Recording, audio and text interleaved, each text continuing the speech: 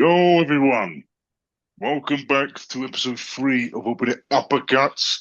Apologies for my setup. I'm in a different place this time, hence why I look fucking massive. But then again, everyone says that anyway. But obviously, Jody and Dan are back at it again. Dan, how have you been, brother? Because we haven't done. There's been a bit of a gap since episode 2, hasn't it? It has, yeah. I mean, we will touch on all of the fights and stuff in between, but been all right. Been just working hard at uni, living the life. You know what I mean? Watching Yeah. some really good boxing, and then some, in my opinion, a bit lackluster performances from certain people. But apart from that, absolutely blessed, man. How are you doing? Yeah, not too bad. I mean, I think you lot can hear I've got a little bit of an illness going on right now, but we move, we still show our love for the hard and sweet science sport that we all love. Firstly, before we start, make sure you like, subscribe, and comment on this channel. We're still blown away and taken back by how much support we got for our first episode. Second one, yeah, we kind of thought it wouldn't be that much, but still, we will take anything we can get. And thank you so much to everyone who subscribed and watched. But yeah, we did not do prediction points for this couple of cards that happened this weekend due to the fact we didn't get time to do a video before it happened. So we'll just talk about the fights as just we normally do then. But yeah, where should we start the madness? That's the big question. Do we go backdate it to last last week for us, and yeah, just over a week ago for everyone else, Mm, for one of the most anticipated and hyped up fights I've seen in a long time, mm. with Chris Eubank Jr. taking on Conor Benn. Bro, I don't know about you. I mean, I was working at the time and I had it on the TV screen. So I was kind of doing a bit of both, trying to watch it as all as I possibly could. Bro, for me, might be the best fight I've ever seen. It's definitely the talk of up there. Like I said in the episode 2, which you should definitely go and check out, by the way, for our predictions. I'll give you a couple of seconds before we spoil them. Three, two, one. Um, Honestly, the fight was incredible. From start to finish, you could feel every bit of tension, every bit of history, nostalgia, and it just proved why British boxing's been idolized for so many years because of what their fathers did and how they created their fan bases and how much love for the game in our country. And then their sons have done the exact same. For me, it was incredible. It was one of the greatest fights on British soil. It now begs the question whether they were as good as their fathers' fights or were they even better. I'm inclined to say they are, but it's a big margin to say that because they're the ones that they look up to in this sport for Connor and Chris. They both look up to their fathers for that inspiration and for the reason why they started in the game. Saying though, yeah, I got the prediction wrong, but I don't really care for this one. Like I got annoyed when I got the Ben Whitaker one wrong because I was way off. For this one, it could have gone easily 50-50 either way. And in the fight, it looked like it. Because in round three, Connor, overhand right, wobbled Eubank, and they thought he was doing all the Liam Smith dance again. Eubank pulled it back, though, because he knows this weight well. And it was just really entertaining to see. It was just really fun to go through all the motions. Like I was watching it with my parents, and my parents used to be massive boxing fans. They watched Chris Eubank Sr. back in the day. They watched Nigel Benn. So the nostalgia for them was there, and I got so excited for me personally listening to them and cheering for them as they were busy. Well, yeah, busy just cheering on Eubank like they never left. Yeah. So yeah, it really hit nostalgia for me this weekend. Yeah, I mean, honestly, I was watching it while working, like I was saying, and I could not take my eyes off of that screen.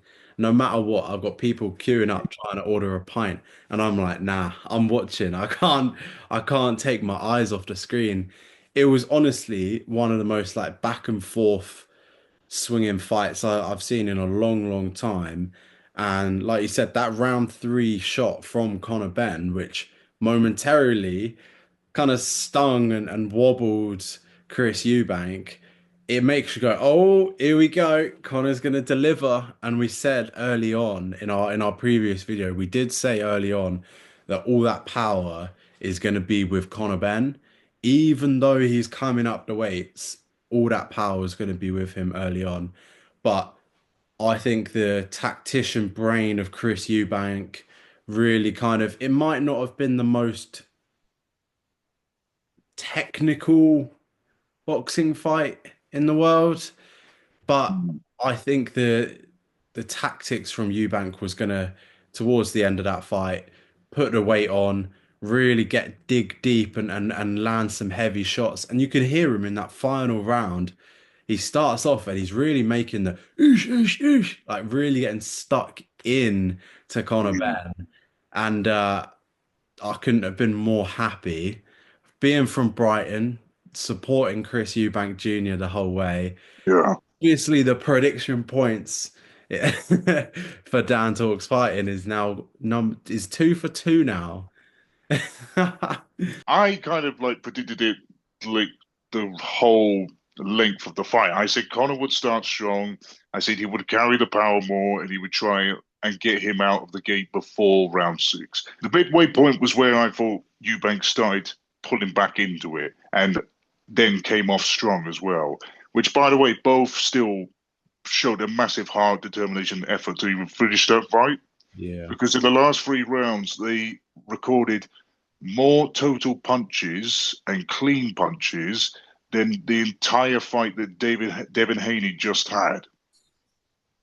We'll talk about that later, but honestly, Conor Benn and Chris Eubank Jr. probably pulled off the fight of the year.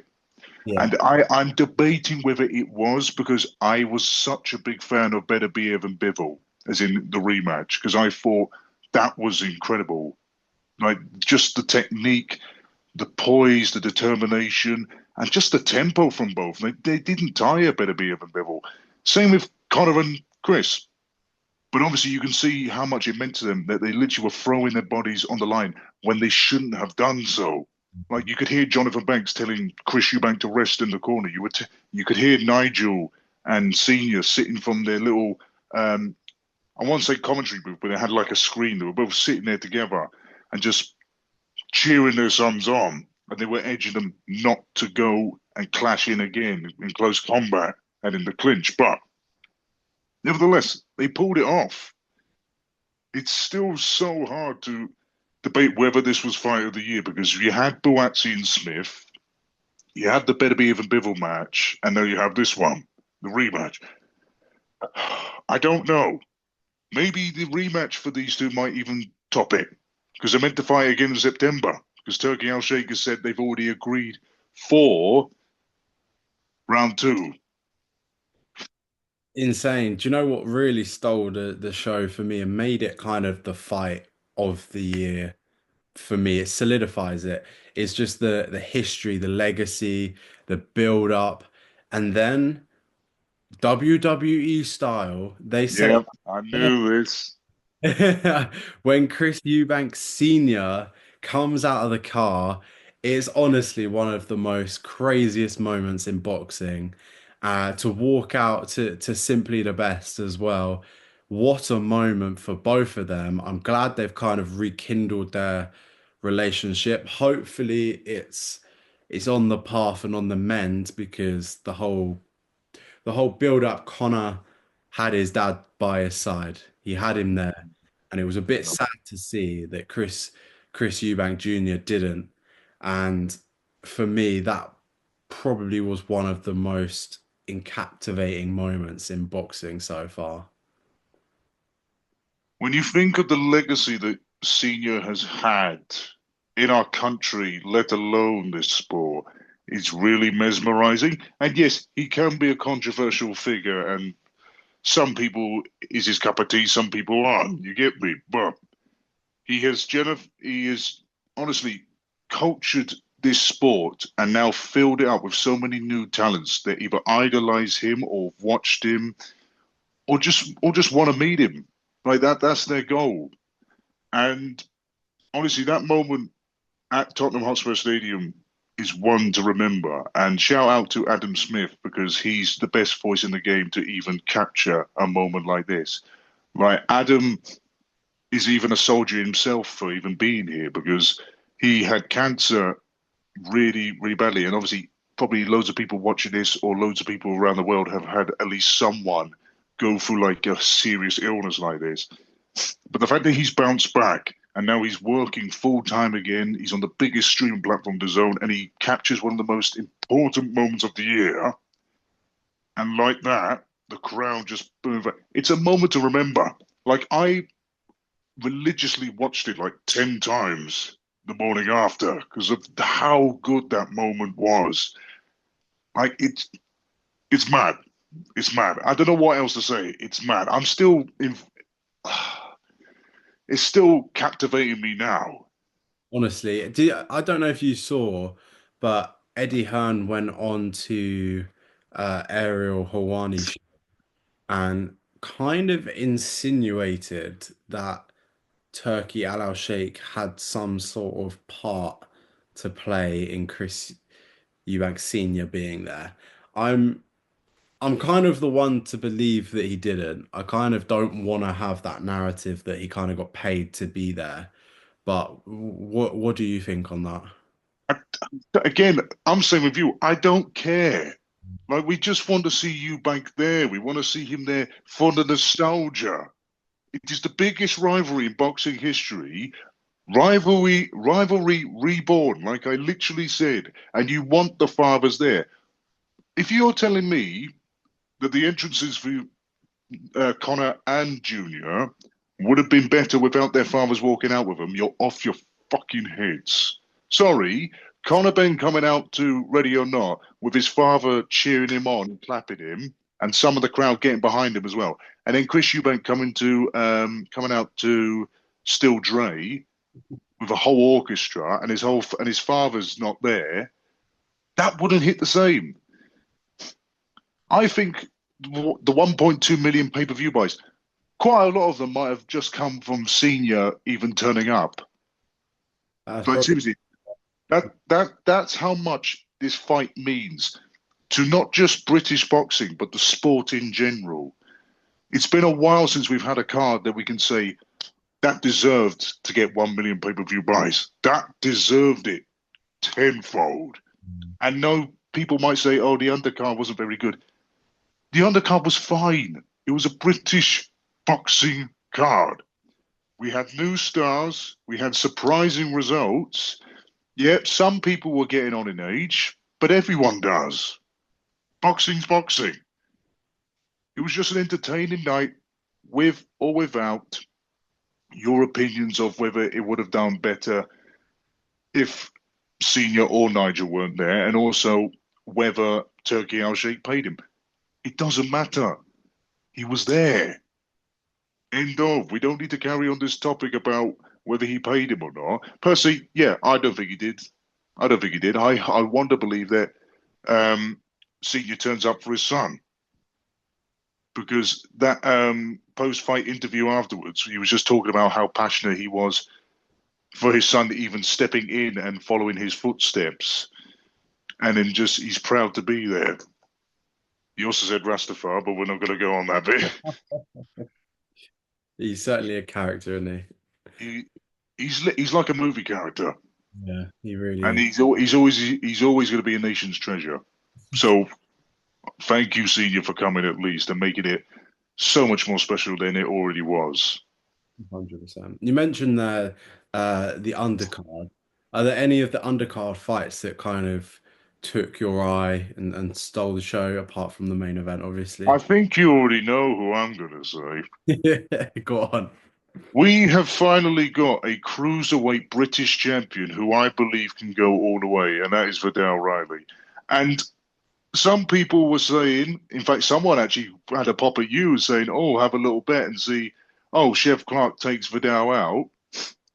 Yeah, yeah, that didn't go too well, did it? No, No, it was quite a boxing domination, really, wasn't it? I'd, Absolutely. I'd even call it a masterclass. Yeah. I'd call it a masterclass because Viddal just stuck to the sweet sides and the basics so well. Perfect jab, pointing out, following the jab as well. Nice 1-2 down the middle. In round 11, he hit a good straight right that made Chev go all dizzy at one point, and I thought he was going to take him out late. And I thought if he stops Chev Clark, that's the biggest statement he's ever done. Yeah. But honestly, it was still a great performance. Uppercuts were landing well. Viddal wasn't afraid of trading with Clark or getting close in with his own little guard.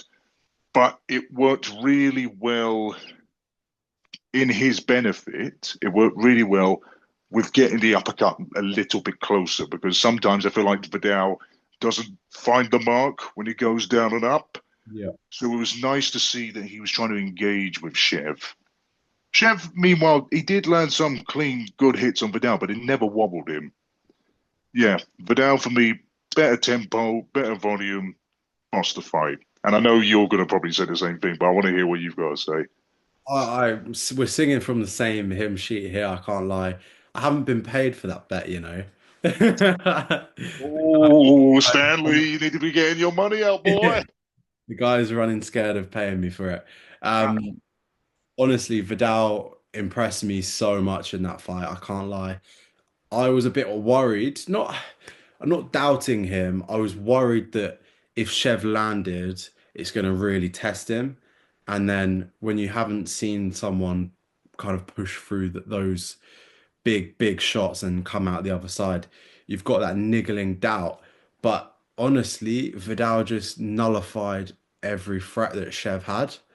And I think there was only a couple times I saw him really get hit.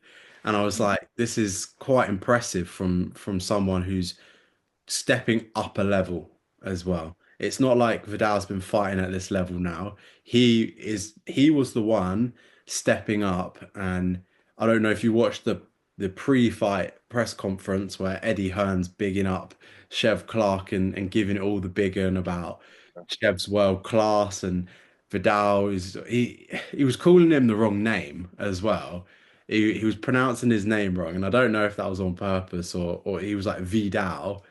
I think it's It's mind games at the end of the day. Eddie knows who Vidal is because he promoted JJ versus Logan, and Vidal was JJ's trainer, so he knows who Vidal is. So it's just silly, pathetic mind games, honestly. 100%. And Vidal went in, showed everyone what he's about, to be honest. Pure Yeah. boxing masterclass.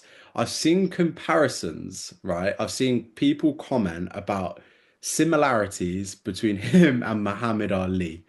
The way he's moving, the feet, the footwork, the punch combination. And we're not going to get ahead of ourselves here. Yeah, yeah. We're going to get ahead of ourselves, but I do think it was a massive step up and a job very well done for Vidal Riley, who's Hmm. now the British champ. Insane. Thoroughly deserved. Yeah, I'm not going to go and do comparisons of Vidal and Ali. I think he's got a long way to go before then. But it feels nice because I felt like the cruiserweight division is lacking like a big British threat because we haven't really had one since the old days of David Hay, the old days of Tony Bellew, which, by the way, Bellew is basically saying that Vidal still hasn't shown his ceiling yet because of how well he bossed Clark. Um, I just really want to see what is next for Vidal. And if I could pick a fighter for him to face next, I wouldn't mind seeing him against either like Ellis Zorro or Jordan Thompson. Now, for those of you who don't know who Ellis Zorro is, he's the poor soul who got brutalized in one round by our current IBF and Ring Magazine cruiserweight champion, Jai Opataya. And so did Jordan Thompson. As a matter of fact, he got destroyed in 4 rounds.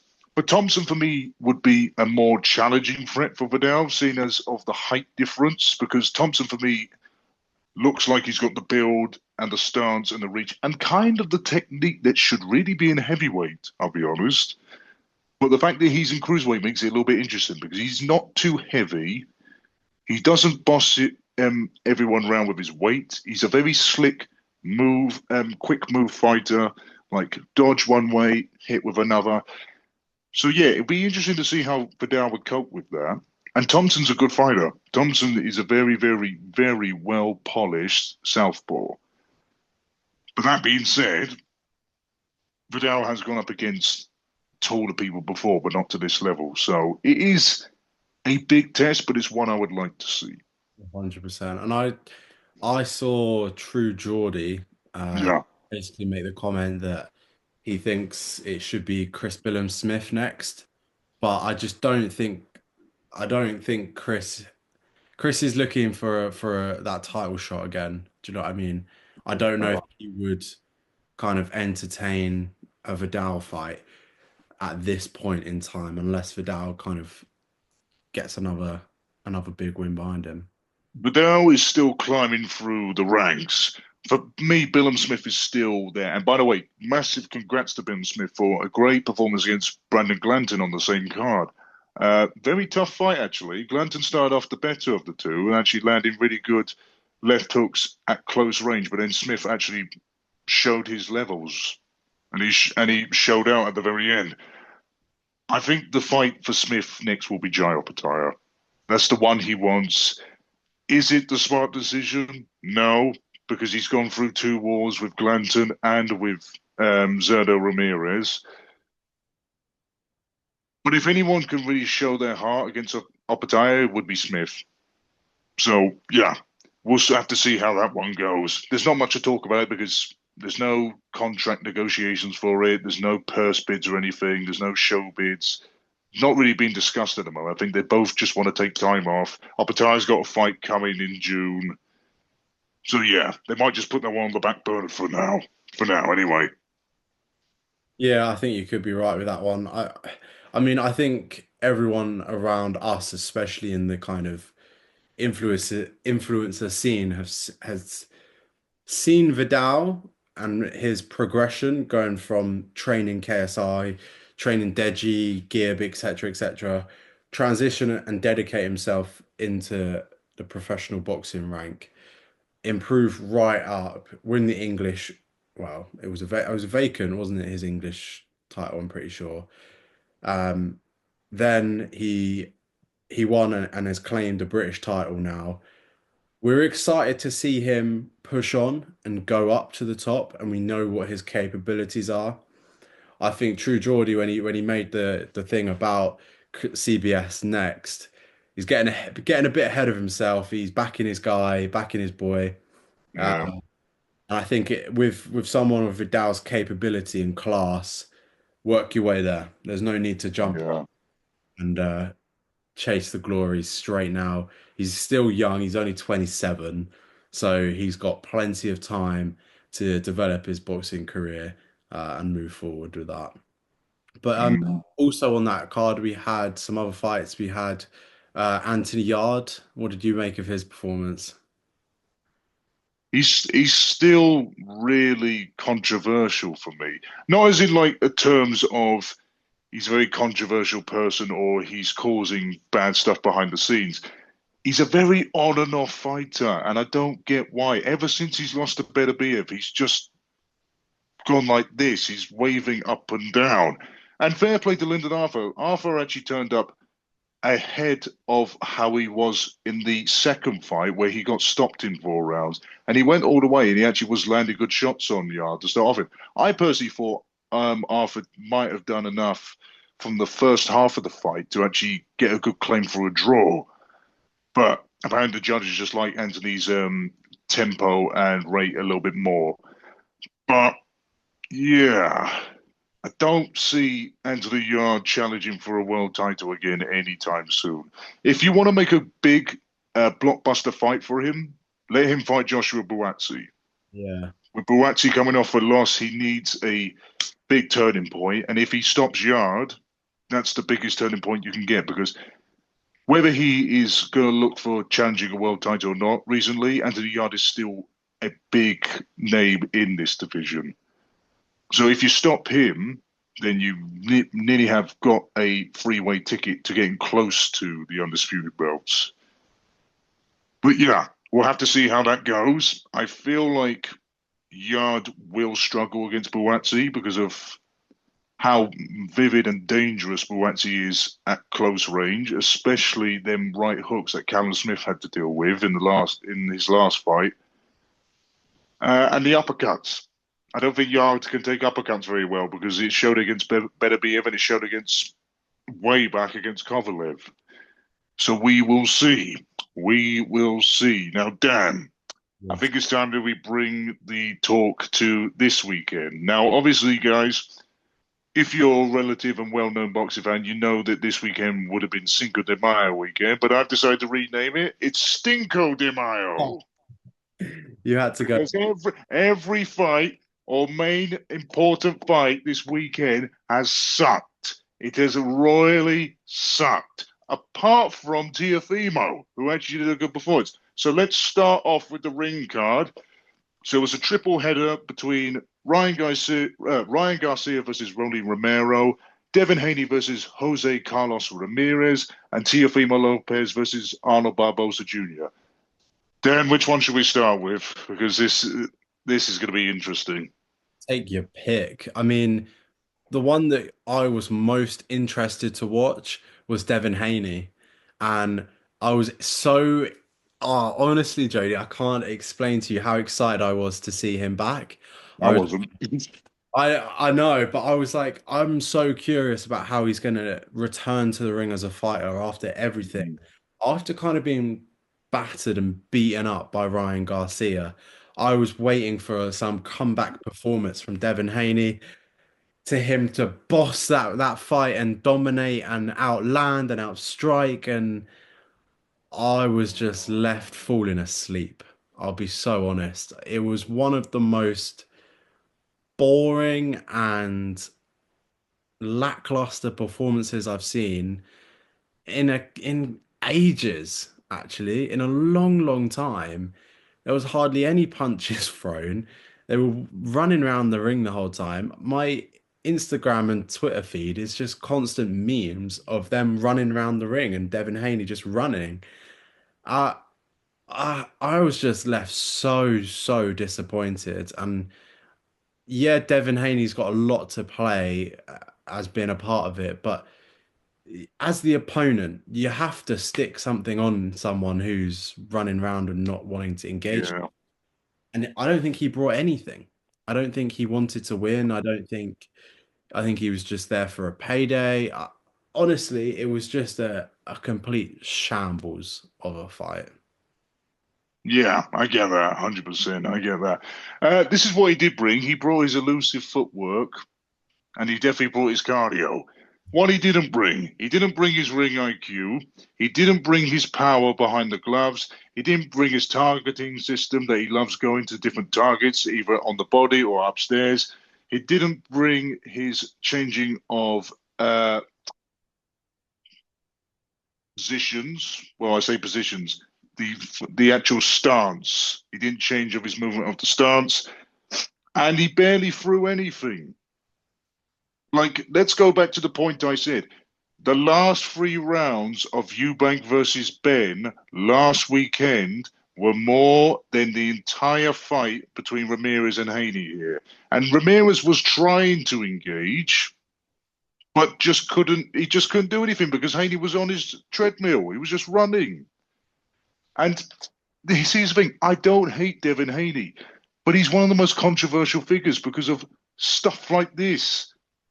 Like, you could arguably say his best win was against a washed-up Regis Prograis and George Kambosos, and Prograis hasn't been good since. Like, he lost to Jack Catterall, and Jack Catterall's a great fighter, but Prograis was dominating that fight, and he should have won it, and he just let it go. Yeah. And then don't get me started on the Lomachenko fight. I'm sorry. Loma won that fight, clearly. The better boxer on the night got robbed that night. And if they ever face each other again, I guarantee you, Haney goes spark out. Loma will knock him out. I swear to God. Yeah, It's just I'm wondering if Haney's just got a bit shy, like gun shy, because of that fight with Ryan Garcia. I I'm think he wondering if does. that fight has just taken a lot out of probably both of them actually after Ryan's performance as well. But like, I think Devin Haney's just so a bit scared now of getting caught and being dropped, and I think that showed in his performance. He was just constantly on Yeah. the bike. It was kind of as a fan, you go from seeing a fight like Eubank Ben, who Mm. aren't quote unquote meant to be, they're not champions. They're like they're not at that level, but they're Yeah. willing to put it all on the line for the legacy and the history of their Mm. father. Competing for people at Haney's level, at Ryan's level, the guys who are at the top level in their division, and to see performances like that, it's just a bit. There's no nice way to put it. It's just shit. It, yeah. Yeah. Like they're meant to be the best at what they do in that weight class, and I just don't really know.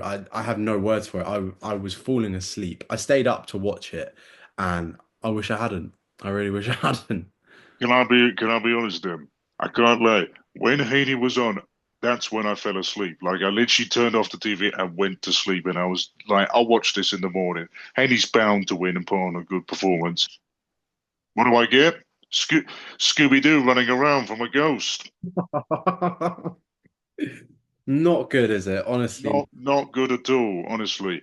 Um, let's touch on to Ryan Garcia now because I actually want to leave Teofimo last because for me, Teofimo performed the best out the three.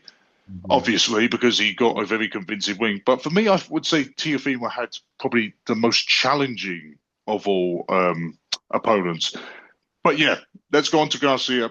Uh, Firstly, massive shot that he got dropped in the second round. Fair play to Rowley. Rowley had a very smart tactic because you know how Ryan likes doing his double left hook, and he Yeah. does it really quick. Rowley likes doing that as well, but he also knows how to counter it. So he had his right arm up in the guard, left hand ready, clock to load, block, block, bang, bang. So he hit it twice.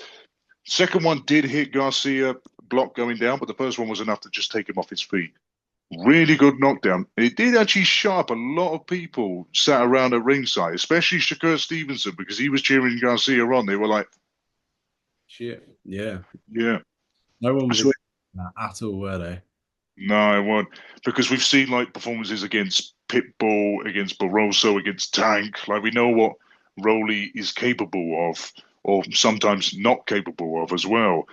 But yeah, it was a shocking moment, and it was actually a really good knockdown, I'll be honest. But afterwards, Garcia took a couple rounds trying to win it back, but then his foot just went off the gas. He just let Rowley just take over. Um, and it just begs the question, like, with the drug allegations that came after the Haney fight, is that why he was so dominant and destructive against the Dream? And is that why he just didn't have the same pop and the same aggressive mentality here?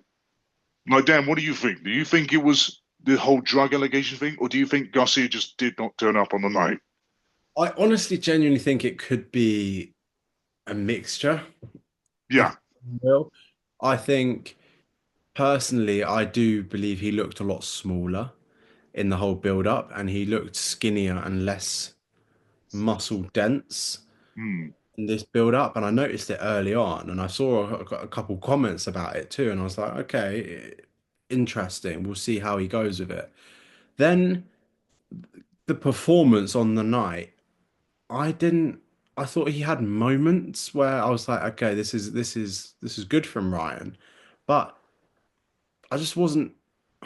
There wasn't that intent that Ryan Garcia has, that bit between his teeth to go, do you know what? I'm gonna step out on my zone and I'm gonna go and win this and secure it.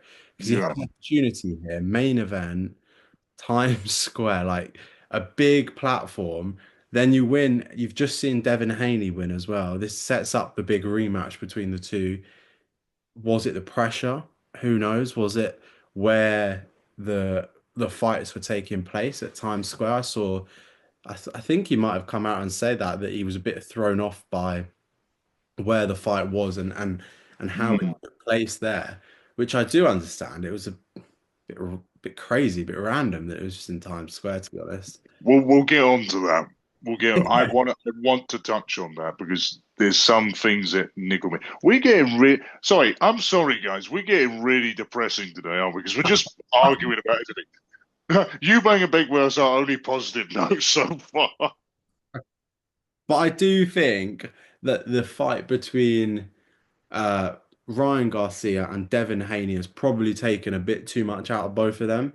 Mm. And they've both stepped in here against decent level of opponents. Yeah. You've got one hand where Devin is taking the running route, Mm. the boring route to get to the victory. Ryan Mm. is not kind of that same fighter. He likes to Yeah. get right, and he was made to pay at the end of the day. So Yeah. take my hat off to Rowley. Yeah. You got to tip your hat off to Rowley. Honestly, it's interesting that the comments are coming up saying that Garcia looks skinny, and I'm not disagreeing with you, Dan. 100%. I'm not disagreeing. But the fact is as well that he was. This is meant to be him weighing 3 pounds heavier than the Haney fight, and he looks skinnier. Yeah. And also, he didn't have the same punch power and clear, clean accuracy that he did in that Haney fight as well. Because he did land a couple good shots on Rolly, but nothing really much to really question Rolly's mentality or his determination to win the fight, nor a certain body part getting damaged. There just wasn't the same pop. Mm. Like no, it was Prince Ryan, not King.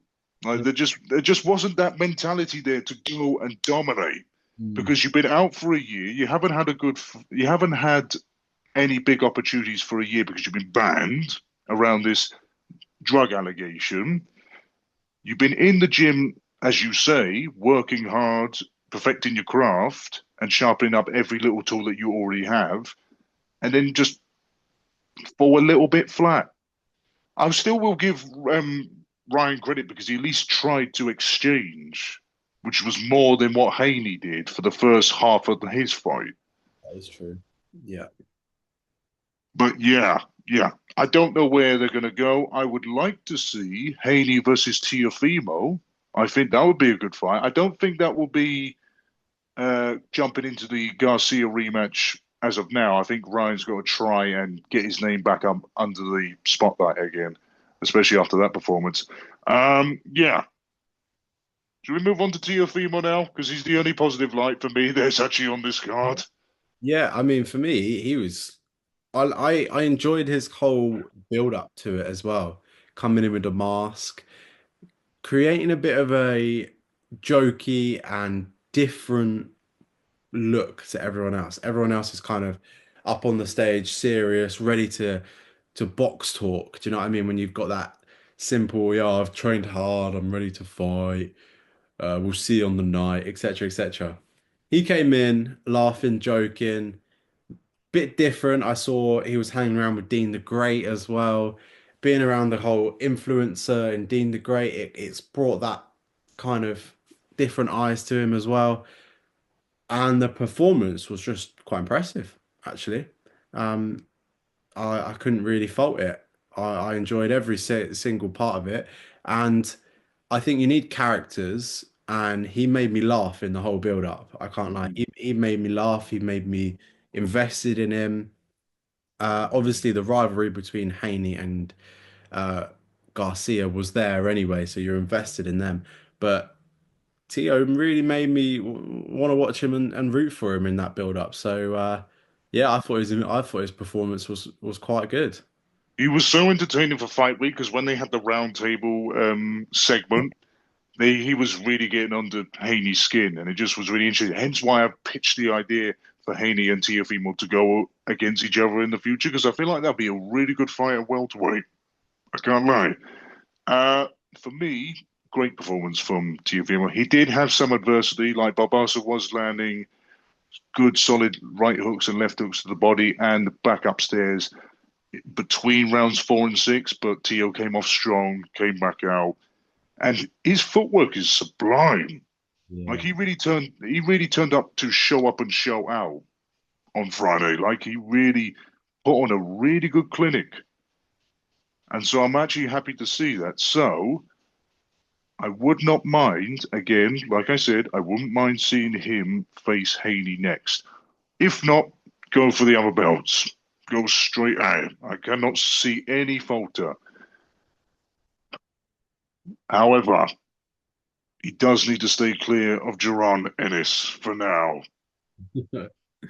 Yeah. Because I can't see any of these three going anywhere near Ennis anytime soon. Because Ennis looks like a super middleweight at welterweight. Like he's massive.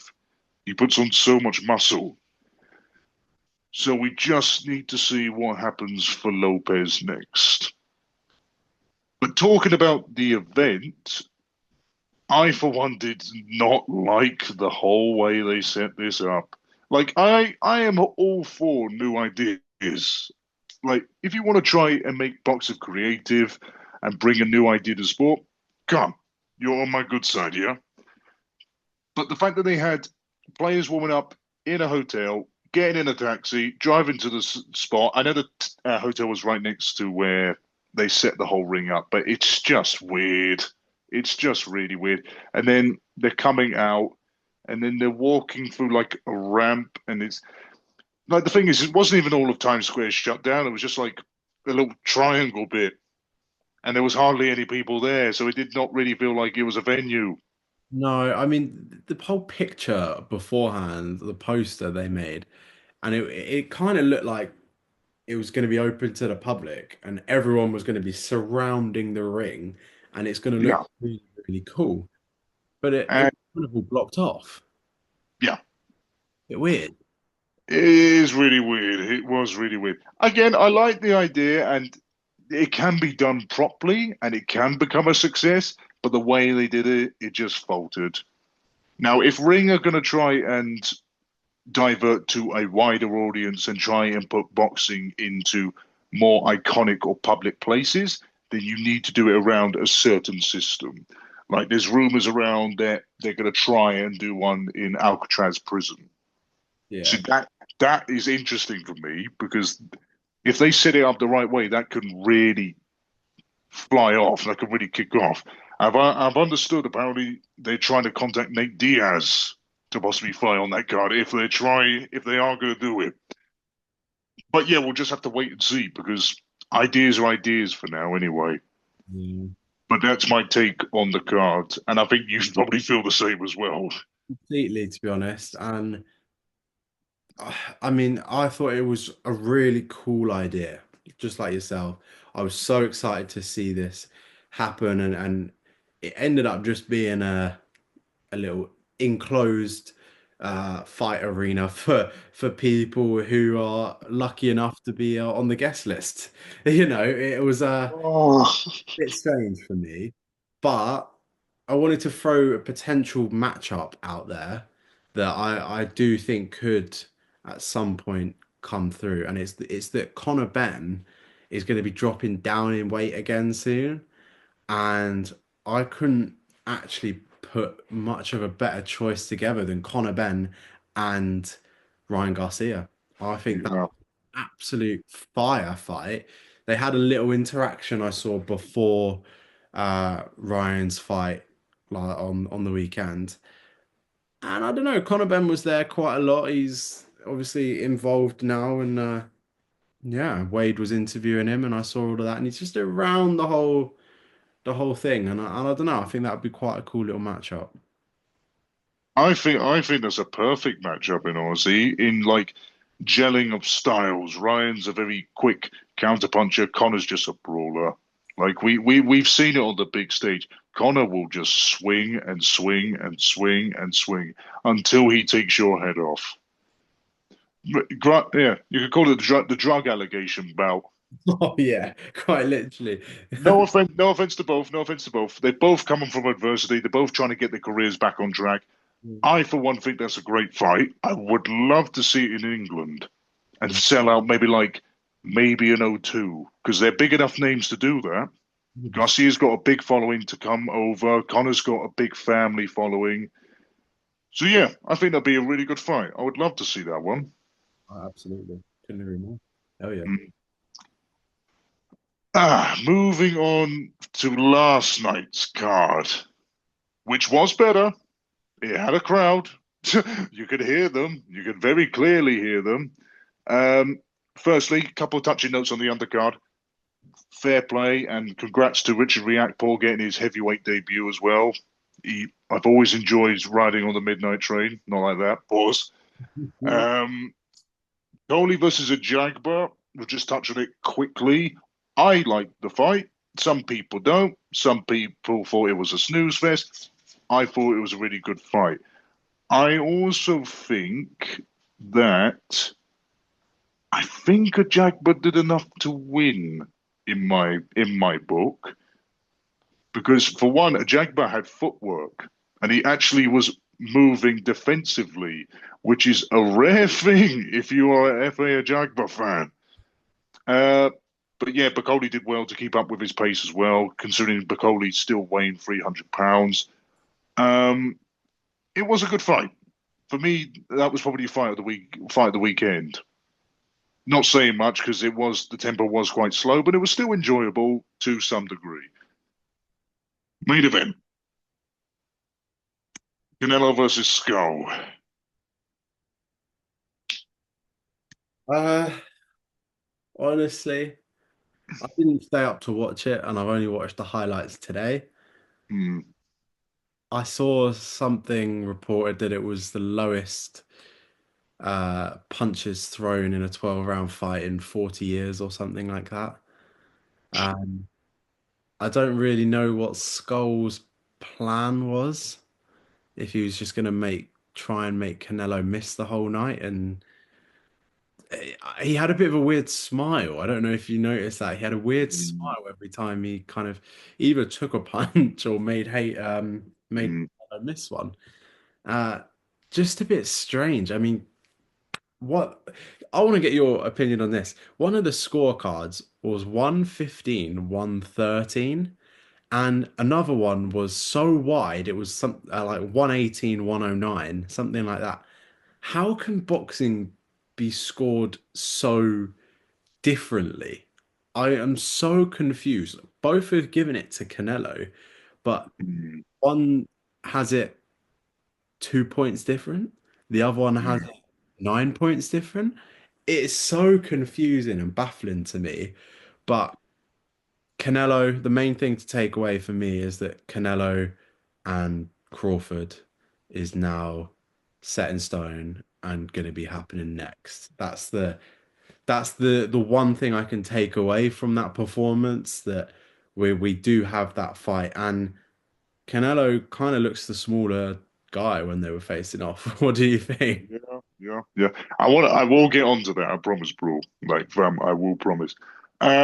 Skull is a very weird sort of fighter. Like, he's tall, but he's very patient. But he hasn't faced anyone up to this caliber and this level than Canelo.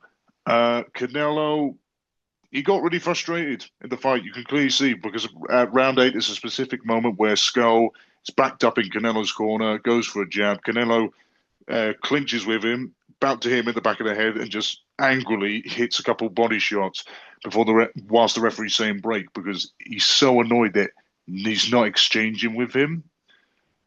But that being said, as well, Canelo for me is getting of age because of how much he's gone up and down weights, the type of fighters he's fought, the high level fighters he's fought with the likes of Bivol, um, Blunt. I'm not going to say Skull, Callum Smith, Liam Smith as well. Liam Smith, you could put up there. Amir Khan. Mayweather. Yeah, he's Yeah, Mayweather. It's just, Mungia, I put that up there as well. It does take your toll.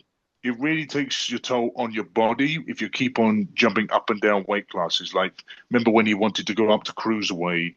Remember he wanted to go up to heavyweight and fight? And he's always been, he's trying to be as versatile as he can and as easily to limbo, but it takes it out on you. And also, he's a father. The best undefeated fighter in the world is not Floyd Mayweather. It is father time. And we know that for a fact. Like it's been proven year after year after year after year with some of the world's greatest iconic scrappers and brawlers and legends from the past as well. It just it takes it out on your body so much when you're not trading, when you're looking after your kids, when you're chasing it around and back and forth. It does take it out of you. And I honestly sympathize with Canelo because after um, the Bivol fight, you can clearly see that the levels have gone down because Charlo knocked him down. He couldn't stop him though. Munguia knocked him down. Couldn't stop him though. Malanga could have knocked him down. Couldn't stop him though.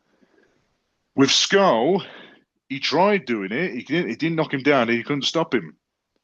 But that's more due to Skull not exchanging. But Canelo is starting to slowly unwind to when he was going to relax from this sport.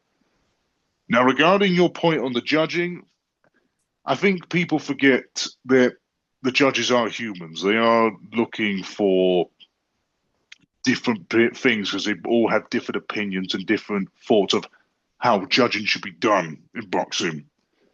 So I'm not really surprised by the scorecards. And obviously, Canelo has been accused of sometimes bribing his way into judges' favors.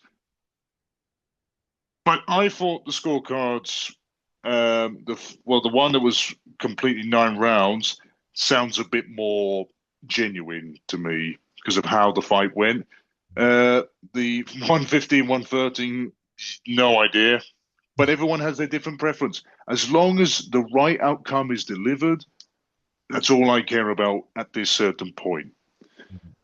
And it's not a scorecard that makes me go crazy and insane and saying, oh, it's a draw or something like that. But Canelo got the right result. He got the win. Crawford versus Canelo. So we get 2 pound for pound kings. yeah. I already know where my head's going to go, but I want to hear your one, Dan, before I reveal mine. Really, oh, Jody, why are you making me go first? If I had to pick it now, and solidify my opinion right now, I'm gonna back Canelo. That's my early thought. Are you the opposite? I'm guessing. Crawford. Yeah, I thought so. I do. I love Canelo. I love him with all my heart. Like when he became the first undisputed super middleweight champion ever, and the first ever Mexican to do that against Caleb Plant, I was jumping for joy because that was such a historic night for not just him but the country as well of Mexico. But Crawford for me has just built his stable and resume up massively. He's still undefeated. He's fought everyone at welterweight and destroyed them, especially Errol Spence. That was the most one-sided beatdown of a dream fight you will ever see. He went up super welterweight, fought a very game fighter in Madrimov at the time. Madrimov has gone a little bit down after fighting Virgil Ortiz, but then he wins another world title. And now he's got the chance of going up another 2 weights against a Canelo, like I said, who I feel like is unwinding and starting to lose his movement up top, his punch ratio, his punch volume and delivery, because we clearly saw because it was the least amount of shots thrown in the 12-round bout. Crawford for me is still working at a high caliber level, and Terence said he's still got at least 4 or 5 years in the game, and he's like 34 years old. So if that mindset is sticking, then I can only see Crawford going up. And yes, I did say about the whole weight division and just drastically moving up and down. But Crawford's only really going up two weights for the first ever time. Mm. Like for every fight he's had, he's stayed a couple of fights or bouts at the chosen weight, then gone up one, then gone up one, then gone up one. So he's gradually pushed himself further, whilst Canelo's jumping the gun for the big paydays, the big fights, and more world titles. Which fair play, both are respectful, but only one can actually really help your body heal, and only one can help you deliver success. Yeah, you're right. And I think, like I said, in that face-off they had, you could really see that, I don't know, Crawford looked the bigger of the two. Mm, Really surprised, to be honest. I was really taken back by it, but I just think the experience, everything behind Canelo leans me towards backing him at this point in that matchup. I'm excited for it nonetheless. yeah. Be one of the biggest fights ever, and it's the first one that isn't it Dana White's going to be promoting it? I'm pretty sure for T, Yes. which is So yeah, it got announced after the main event that TKO Boxing, which is this new promotion that His Excellency has made with the partnership of the company TKO with Dana White. Dana White will be the promoter for said promotion, and his first fight, he gets one of the biggest fights for me of the century with Canelo and Crawford. So fair play, Dana White. He's branching out now. lucky. Yeah. It will be an incredible fight. I can only hope for an incredible undercard with big main event attractions, similar to the Better Be and Bivol 2 card, with all them fights on there. And we'll just have to see how it goes. Good luck, Canelo. Good luck, Crawford. Guys, also comment down who you want to see win the fight and how will they do it. Are you Team Canelo, Team Crawford? See? Because me and Dan are already split up. He's going for the Mexican. I'm going for the bud. I'm going for the bud from Omaha. That's it. Yeah, I'm looking forward to that one. I can't lie. It's going to be Yeah, one of the best fights I've ever seen. we Hope have we've really touched a lot on this weekend, haven't we? we have. Or we've Yeah, got absolutely everything. I think we've got about 5 more minutes left of the of today's episode.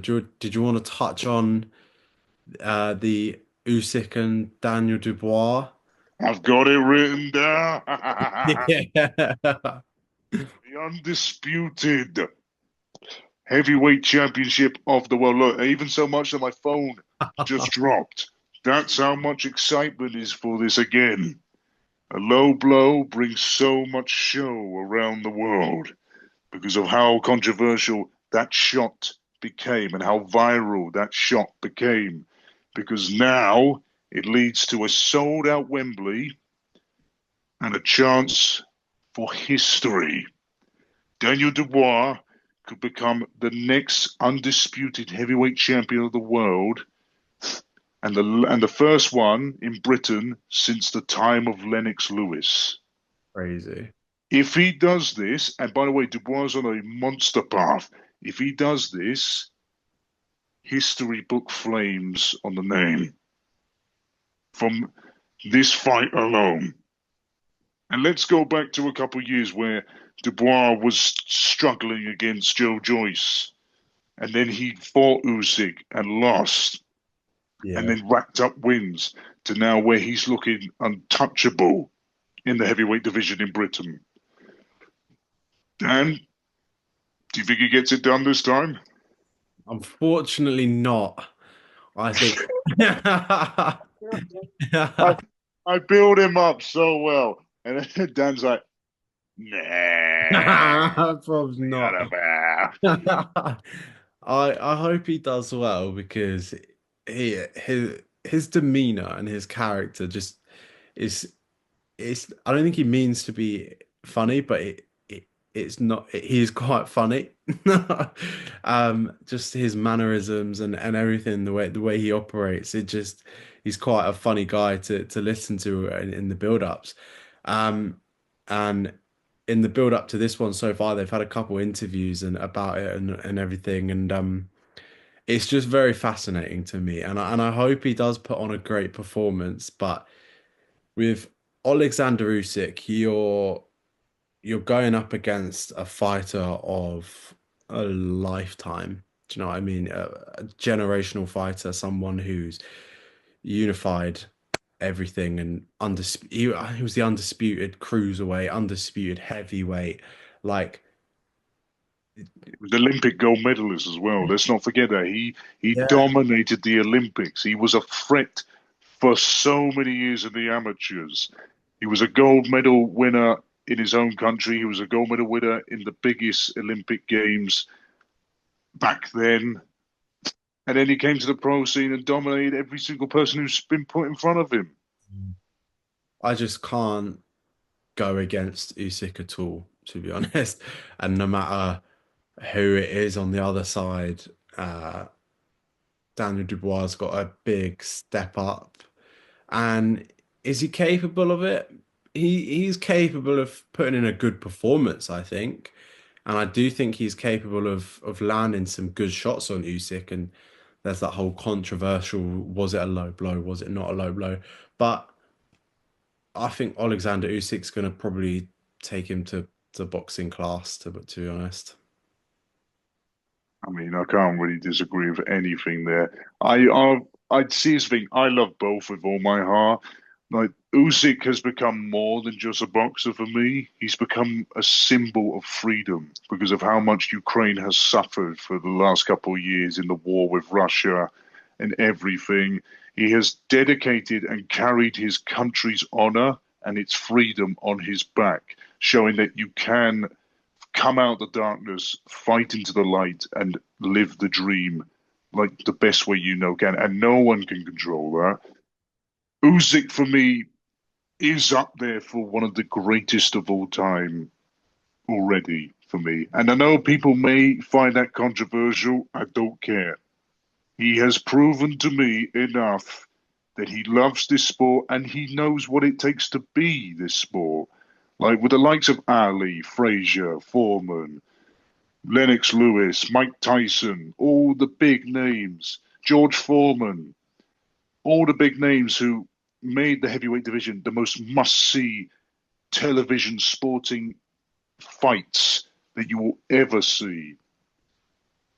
And he will perform a masterclass. And I love Daniel Dubois as well. His decimation of AJ, and you know I'm an AJ fan, Dan. I literally was so upset, but I had to stand up and clap because Dubois eviscerated back then Britain's number one, like the big one that we thought would do it all. But now it might be time for the next successor to give a go. I do think Dubois is going to struggle. If it's going to be a brawl, Dubois will win. If it's going to be a boxing match, it's all Usyk because he defines what it is to be a heavyweight. Because most people see heavyweights as just dumb people fighting and scraping at each other and just waiting to see if one collapses from exhaustion or just gets one lucky shot. Usyk is a boxer. He knows the sweet science. He knows how to stay behind the jab. He knows how to punish your bodies in more ways than one. And he knows how to stay out of range. And that's what some heavyweights struggle with because they just want to get at each other and they don't think about their own protection and safety. Usyk thinks of it all. Like you can take one round off and know about 10 ways to hurt you. So I believe Usyk will win.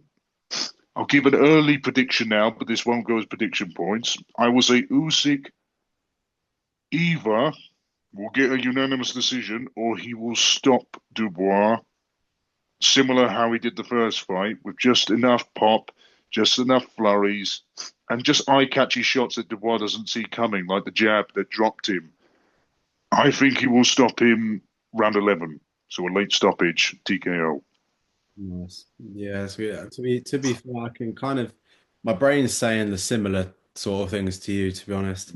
Uh I think the safest money possible would be an Usyk points win, unanimous decision. I think he's just got the skills to pay the bills, and he's proven his class, he's proven his ability that a points win is probably on the cards for that one. But nonetheless, if Daniel does land some heavy shots and maybe target that body that everyone says with Usyk, you've got to go to the body. If Daniel invests some heavy body shots down there, he could he could trouble Usyk a little bit, but Mm, it's hard to see a clear path to victory, in my opinion, for Daniel Dubois compared to Alexander Usyk, who's danced the dance, proven himself in every way possible.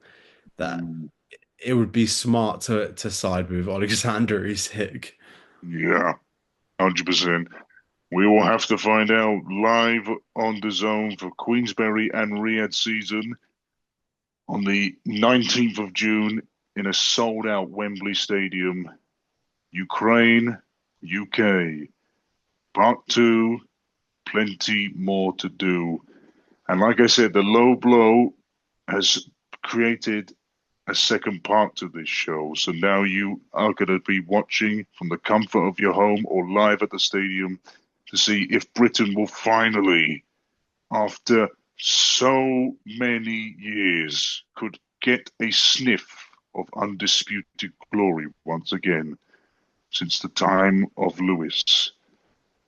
Guys, thank you very much for watching. It has been a hell of a episode this time. Sadly, we didn't have any questions, and apologies for that. We will bring them back for next episode, and we will be touching on a whole new wave of boxing content. Just to finish off with the news, we have got Anthony Cacace and Lee Wood next weekend in Nottingham. Absolute fire featherweight fight. Please do not miss it because you are going to be entertained to the roof and back with those two. And we didn't actually touch on this, Dan. At the ring card, it was announced Shakur Stevenson will defend his world lightweight titles against William Zepeda and will be announced very soon. And I believe that is going to be an absolute cracker. Like, comment, subscribe, hit the notification bell so you can see every single episode that we bring live. And yeah, thanks, guys. Thanks for all the support. We will see you very soon. Bye. Peace. Bye.